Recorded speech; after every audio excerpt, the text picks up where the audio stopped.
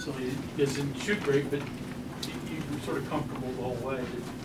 Anything offensively you liked? Or? Who was comfortable? I think you guys had a 10-point lead most second half. There wasn't anybody wearing a bench comfortable. No one not wearing a uniform anyway.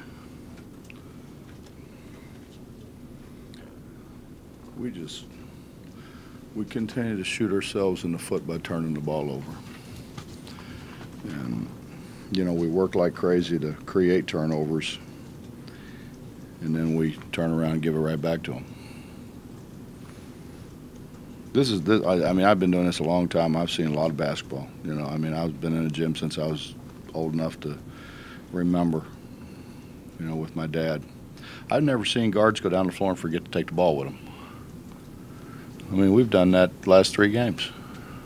I don't know how it happens, but we just don't finish. You know, and it's hard when you don't shoot free throws. But you stand there with them and they make, you know, 20 in a row, and you think maybe it's fixed, and then they go out and don't do the same thing.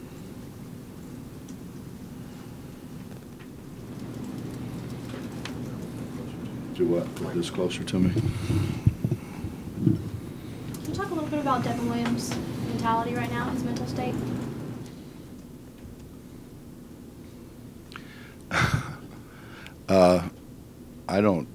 I'm not qualified to analyze Devin's mental state. I'm a ball coach. I'm not a shrink.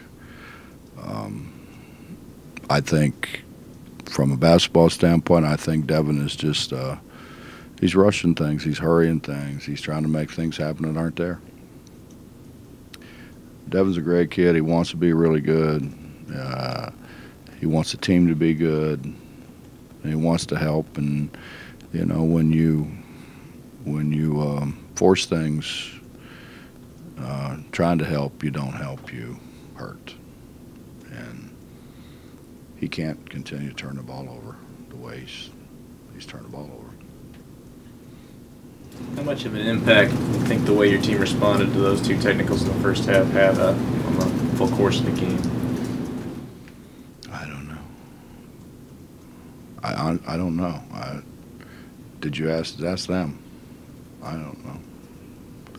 I just, you know, I'm to the point I'm going to defend our guys. You know, they can't do it, obviously. I mean, Treat got technical for I don't know what happened, but I'm gonna defend him. You know, it wears on you. How do you think Nate Adrian played in his first start of the year? I thought Nate had his best game, maybe of his career. He was really good. Passed the ball, kept the ball going, kept the ball moving. I thought defensively he was really, really good. And he made some shots, but I mean, I think his floor game was very, very good. Coach, did Tavon Myers take a step forward tonight? Yeah, I mean, you know, we've talked about it. Tavon dug himself a hole, and you know, I think the great thing about Tavon, his attitude's been great. You know, he knows he put himself in that position, and he's a guy who's got to get himself out. And I think he's starting to take advantage of the opportunities that he gets. And yeah, I mean, you know, the better you play, you know, it's kind of like I had a guy who was when I took over at Akron, he was a starter for the other coach, and he wasn't playing very well. And he came in, he said, "Coach, I could play better if you were more positive." I said, "I could be a hell of a lot more positive if you were a better player." You know, that goes both ways. And I think the more positive things that Tay does, obviously, the more confidence we're going to have in him. What's the long term for Issa be? I don't know. I would hope he could go back to practice on Thursday, but I don't know that.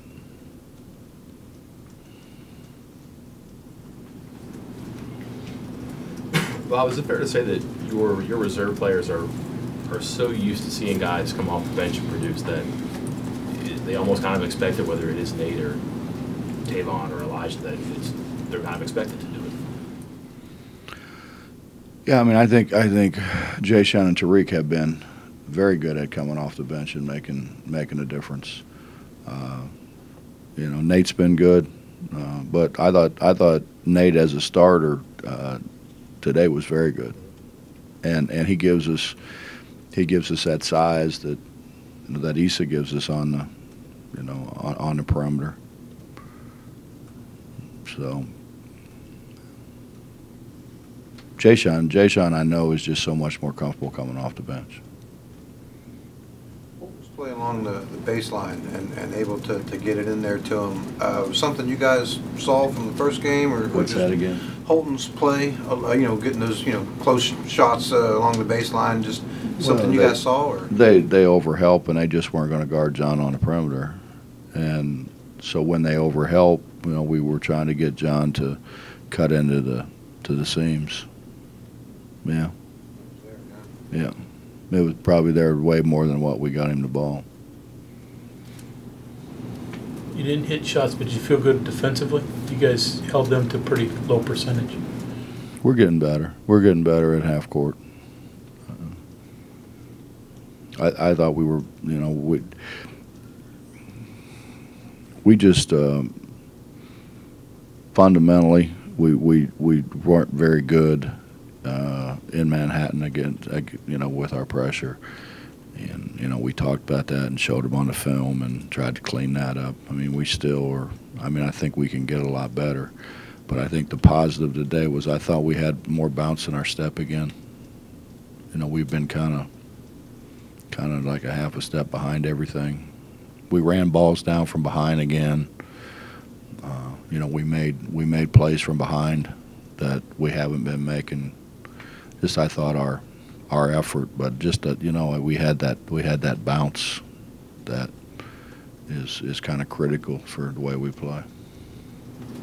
Are there specific things that you try to do to combat people throwing the ball over the press, or is that kind of okay because of what you're talking about, chasing from behind? You still feel like you can speed them up and get them out of rhythm, even if they do that?